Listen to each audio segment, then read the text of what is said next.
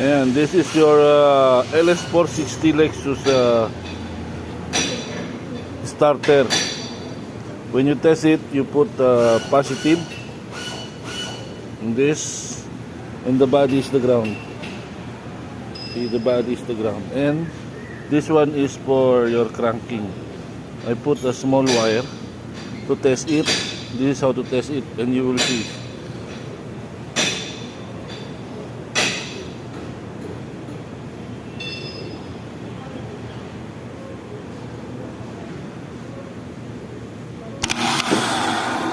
See?